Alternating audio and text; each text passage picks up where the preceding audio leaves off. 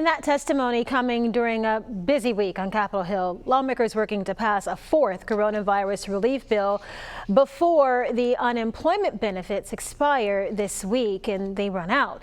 Our investigative reporter Brendan Kirby is here with the breakdown of this emerging legislation. Brendan, talk about how the plan would address help for businesses.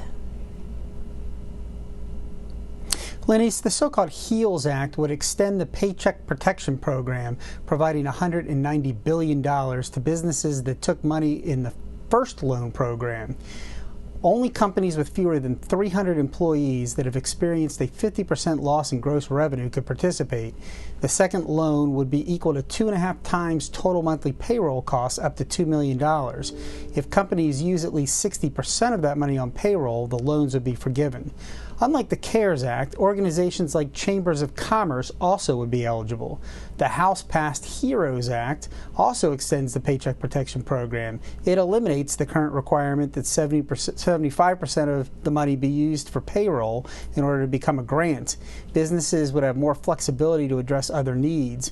There's also provisions allowing more businesses to apply and restrictions on debt collection. There's not a lot of difference between the two parties on this. It's hard to imagine this not making it into the final bill. And there are also proposals where the parties are far apart. Talk about some of that. That's correct, Lenise. Some Republican priorities aren't in the HEROES Act in any form. They're going to be the areas where it's going to be much harder to find common ground and could be places where Republicans make concessions to win Democratic support elsewhere. Let's take a look at a big one: liability protection. Under the Republican plan, healthcare providers, schools, and employers would get protection from coronavirus-related lawsuits, although gross negligence claims would still be allowed. Democrats included no such protection in the HEROES Act. Some Democratic priorities also don't appear in the Republican proposal. These include expansion of the Earned Income Tax Credit for low-income earners.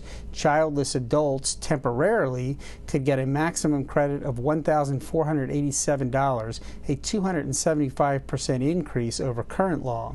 The Democrats also want $1 trillion for aid to state and local governments. There's nothing in the GOP proposal on that.